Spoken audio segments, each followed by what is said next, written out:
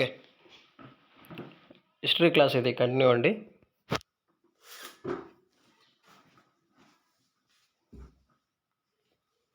తామ్రశిలాయుగం, chalcolithic age.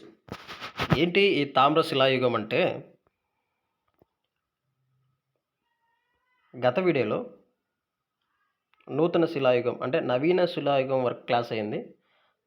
ఇది తామ్రశిలాయుగం అంటే ఏంటంటే, ఇది నూతన శిలాయుగానికి లోహయుగానికి మధ్య ఉన్న శిలాయుగాన్ని తామ్ర శిలాయుగం అంటారు. ఇక్కడ క్లియర్గా మెన్షన్ చేసి చూడండి.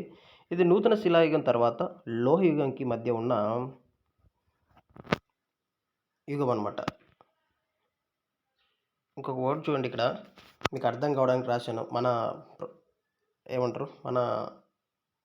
పదాలలో రాయి నుంచి లోహానికి మార్పు దశ, రాయి నుంచి లోహానికి మార్పు దశే తామ్రశిలాయుగము. రాయి నుంచి లోహానికి మార్పు దశ తామ్రశిలాయుగం. ఓకే. మానవుడు రాతి పనిముట్లను వాడు కాబట్టి ఈ యుగాన్ని తామ్రశిలాయుగం అంటాం. మానవుడు రాగిని రాతి పనిముట్లను కలిపి వాడాడు కాబట్టి ఈ యుగాన్ని తామ్రశిలాయుగం అంటాం. రాయి మరియు రాగిని ఉపయోగించి పరికరాలు ఏంటి అంటే చేతిగొడ్డలు మరియు ఇతర పరికరాలు తయారు చేయడం జరిగింది. అంటే మీకు ఇక్కడ ఇమేజ్ ఇచ్చాను చూడండి. రాగిని రాళ్ళని రెండు కలిపి తయారు చేసుకొని వాడడం మొదలుపెట్టాడు. నెక్స్ట్ పాయింట్, భారతదేశం యొక్క వాయువ్య ప్రాంతంలో ఎక్కువగా ఈ పనిముట్లు కనబడతాయి, బయలుపడ్డాయి. Important, very very very important. భారతదేశంలో ఎక్కువగా వాయువ్య ప్రాంతములో ఎక్కువగా ఈ పనిముట్లు బయలుపడ్డాయి. ఈ పాయింట్ ఇంపార్టెంట్. తర్వాత తామ్రశిలాయుగానికి చెందిన నాగరికతే మన హరప్ప నాగరికత. అప్పటి నుంచి మొదలవుతుంది అనమాట. తామ్రశిలాయుగానికి చెందిన నాగరికతే హరప్ప నాగరికత. ఈ point very very very important. చూడండి, ఇక్కడ మీకు అర్థం కావడానికి ఇమేజ్ పెట్టాము. ఇలా అనమాట. చూడండి, ఇక్కడ రాగి పనిముట్లు ఉన్నాయా? ఉన్నాయి. రాళ్ళు ఉన్నాయా? ఉన్నాయి.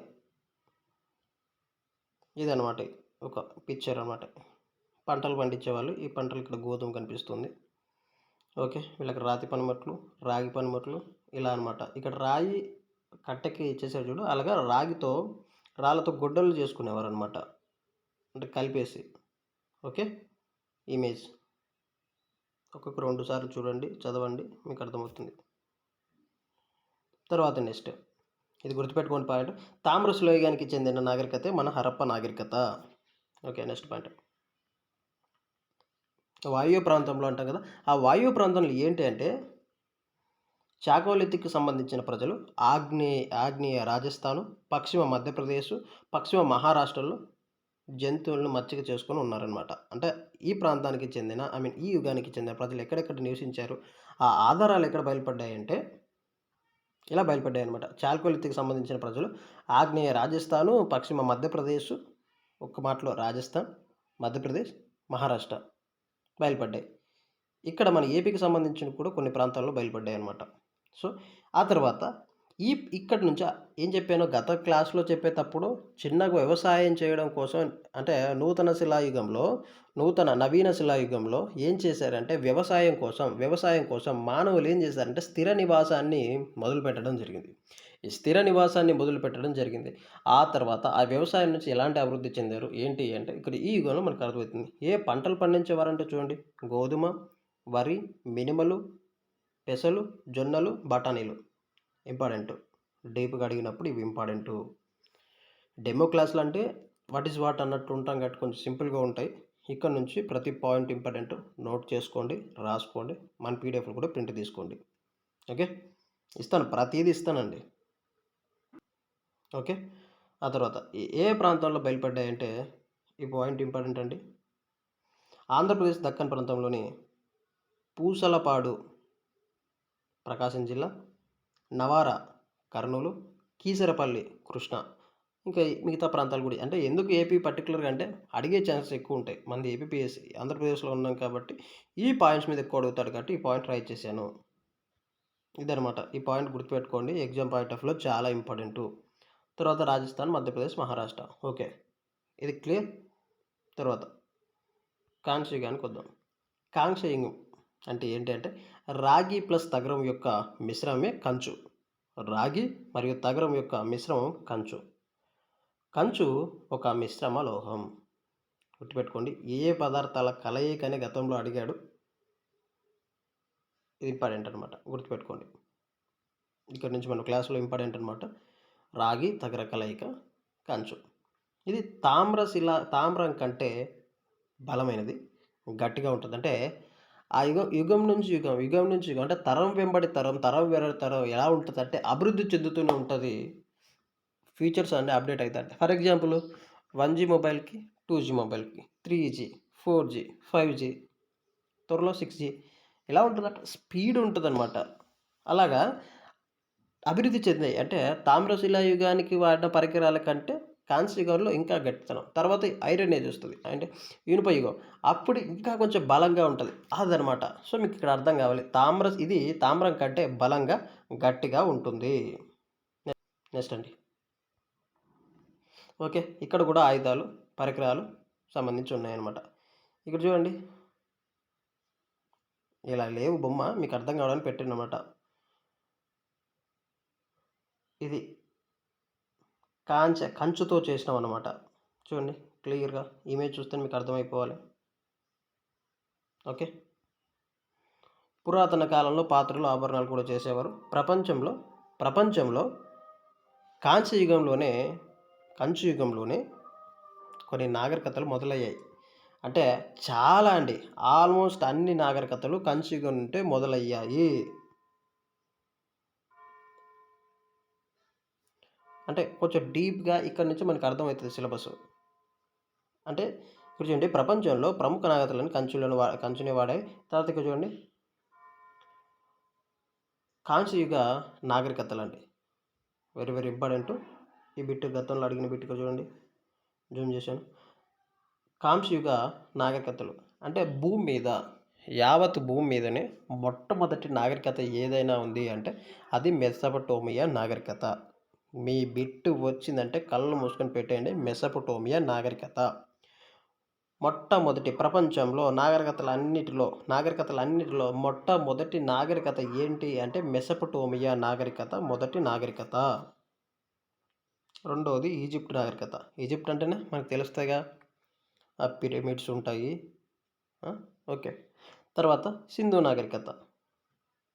ఈ 3 సమకాలీన నాగరికతలు మీరు గుర్తుపెట్టుకోవడానికి మీకు ఒక ఇమేజ్ పెట్టాను చూడండి. మొదటిది వచ్చేసి మెసపటోమియా నాగరికత, 2 ఈజిప్ట్ నాగరికత, 3 సింధు హరప్ప నాగరికత. ఏమండి, మెసపటోమియా, ఈజిప్టు, సింధు నాగరికత. మళ్ళీ చెప్తున్నా, మెసపటోమియా, ఈజిప్టు, సింధు నాగరికత. ఇక్కడ మీరు గుర్తుండిపోతుంది. మీకు కూడా కామెంట్ చేయండి. కామెంట్లో మెసపటోమియా, ఈజిప్టు, సింధు. ఇది ప్రతి ఒక్కరు క్లాస్ వింటున్నప్పుడు ఇప్పుడే పెట్టేయండి. ఓకే, ఇంకా మీకు నేను చెప్తాను కదా code. First Indian sociology demo క్లాస్కి సంబంధించి బిట్కి వచ్చేసి ఆ ప్రీవియస్ ప్రాక్టీస్ బిట్స్ పెట్టానుగా, కలిపేసి ఆ ప్రాక్టీస్ బిట్స్ కోడ్ వచ్చేసి వాట్సాప్లో నాకు మెసేజ్ చేయండి. ఈ కోడ్ వచ్చేసి ఒక నిమిషం, నేను రాసి పెట్టానని. కోడ్ వచ్చేసి MTP.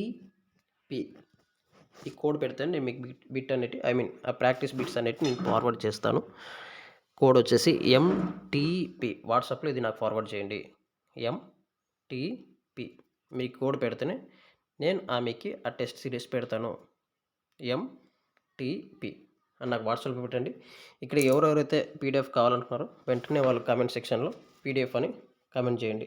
ఓకే, కోడ్ వచ్చేసి MTP. ఓకే, అది వాట్సాప్లో ఫార్వర్డ్ చేసేయండి, కామెంట్ చేసేయండి, పెట్టేయండి. యూట్యూబ్లో ఇప్పుడు ఈ వీడియో కింద PDF అని కామెంట్ పెట్టేయండి. ఓకే, క్లాస్లోకి వెళ్దాం. మెసపటోమియా నాగరికత, ఈజిప్ట్ నాగరికత, సింధు నాగరికత. అయితే మెసపటోమియా నాగరికత గురించి కొంచెం బ్రీఫ్గా చూద్దాం. ప్రపంచంలో మొట్టమొదటిసారిగా మెసపటోమియా నాగరికత ఇక్కడే లిపిని కూడా కనుగొనడం జరిగింది. నాగరికత అక్కడే మొదలైంది. లిపి అక్కడే మొదలైంది. ఈ లిపి పేరు ఏంటి అంటే క్యూనిఫార్మ్. ఇంపార్టెంట్ అండి. క్యూనిఫార్మ్. తర్వాత ఎందుకు ప్రపంచంలోనే మొట్టమొదటి నాగరికత అంటే, ఇక్కడ ఎవరైనా బైబిల్ కొంచెం తెలిసిన వాళ్ళు ఉంటే, క్రిస్టియన్ బ్యాక్గ్రౌండ్ ఉంటే వాళ్ళకి ఇంకా కొంచెం బాగా అర్థమవుతుంది. ఎందుకు అంటే దీని యొక్క చరిత్రని ఇక్కడ పెట్టాను చూడండి. మెసపటోమియా అన్నది ఈ నాగరికత ఒక దేశం. ఇక్కడ ఈ ప్రాంతంలో ఏంటి అంటే ఏదోను వనం అని ఒకటి ఉంటుంది. అంటే బైబిల్ ప్రకారం మనం అక్కడ డీప్‌కి వెళ్తే, ఎందుకంటే ఒకవేళ మెసపటోమియా అన్నది అడిగితే గ్రూప్ వన్‌లో ఎందుకు అంటే ఆ చరిత్ర ఆధారాలు కావాలి కాబట్టి తెలుసుకోవాలండి, తప్పులేదు. బైబిల్ ప్రకారం అక్కడ ఆదికాండంలో మొదలవుతుందండి. ఏంటి అంటే ఆదాము అవ్వల్ని దేవుడు మొట్టమొదటిసారి అక్కడ సృష్టించడం జరుగుతుంది. అంటే మొట్టమొదటిసారిగా దేవుడు ఆదాము అవ్వలను ఎక్కడ సృష్టిస్తాడంటే ఏదోను వనంలో సృష్టిస్తాడండి. ఇక్కడ పెట్టాను చూడండి. ఎందుకు అంటే ఏదైనా వనం ఉద్యానంగా ఎందుకు పిలుస్తామంటే బైబిల్ ప్రకారం భూమి మీద మొట్టమొదటిసారిగా దేవుడు ఏదోను వనంలో ఆదాము అవ్వలను సృష్టించాడు అనమాట. ఇక్కడి నుంచే మనుషులు మొదలవ్వడం జరుగుతుంది. ఇక్కడి నుంచే నాగరికత అని బైబిల్ చెప్తుంది. సో ఈ ప్రకారంగా చూసుకున్నట్లయితే కూడా మొట్టమొదటి నాగరికత ఏంటి అంటే మెసపటోమియా నాగరికత. ఇది చరిత్ర. ఎందుకు ఏదోను వనం అంటాం మెసపటోమియా నాగరికత అంటే దేవుడు ఆదాము అవ్వలను మొదటిసారిగా ఏదోను వనంలో సృష్టించడం జరుగుతుంది. అక్కడే మొదలవుతుంది కాబట్టి ఏదోను నాగరికత అని కూడా అంటాం. ఓకే. తర్వాత ఈ నాగరికత నదులు టైగ్రటీస్, యూఫ్రటీస్ మధ్యలో కలదు. టైగ్రటీస్, యూఫ్రటీస్ అక్కడ బాగా కనిపిస్తాయండి. క్రిస్టియన్ బ్యాక్గ్రౌండ్ ఉన్న వారికి ఈ పదాల నదులు కొంచెం ఉంటుంది పట్టు. తర్వాత ఇక్కడ బబిలోనియా నాగరికత కూడా ఉంటుంది. మనకి అక్కడ వరకు చాలు. నెక్స్ట్ ఈజిప్ట్ నాగరికత. ఈ దేశంలో పిరమిడ్లు ఉంటాయి. ప్రపంచంలో అతిపెద్ద పిరమిడ్ ఏంటి అంటే Giza pyramid. Important, Giza pyramid ప్రపంచంలో అతిపెద్ద పిరమిడ్ గీజా పిరమిడ్. ఈజిప్ట్ నాగరికత నైలు నది వరప్రసాదం అంటారు. ఈజిప్ట్ నాగరికతకు నైలు నది వరప్రసాదం అంటారు. Very very very important. Egypt నాగరికతని నైలు నది వరప్రసాదం అంటారు. ఒక సీనియర్ యాస్పిరెంట్గా ఎన్ని బుక్కులు చదివితే ఇంత ఇన్ఫర్మేషన్ గ్యాదర్ చేసాం చూడండి. కానీ మనం చదివిన చదువు ఎప్పటికీ మనల్ని మోసం చేయదు. ఏదో ఒక రోజు సక్సెస్ అనేది మనకు వస్తుంది. ఈజిప్ట్ నాగరికత లిపి పేరు ఏంటంటే హీరోగ్లిఫిక్ అండి. ఇంపార్టెంట్. ఈజిప్ట్ నాగరికత యొక్క లిపి, అక్కడ ఉన్న నాగరికతల లిపి పేరు అంటే హీరోగ్లిఫిక్.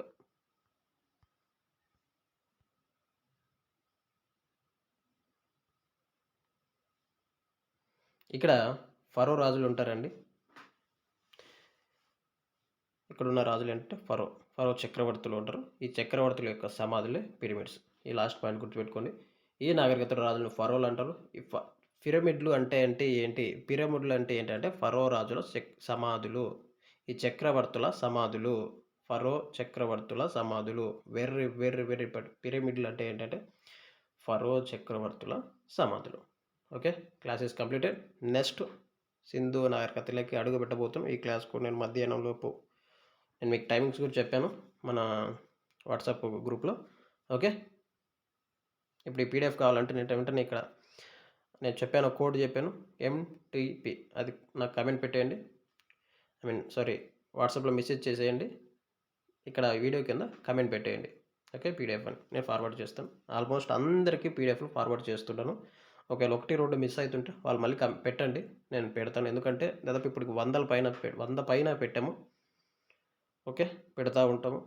మనం ఎలా ఉండాలంటే గ్రూప్ 2 ప్రిలిమ్స్ రిజల్ట్ వచ్చేలోపు కనీసం మన నుంచి కొంతమందికైనా అన్న మీ నుంచి మాకు వచ్చిందన్న, మీ వల్లే క్లియర్ అయిందంటే అదొకటి చాలు.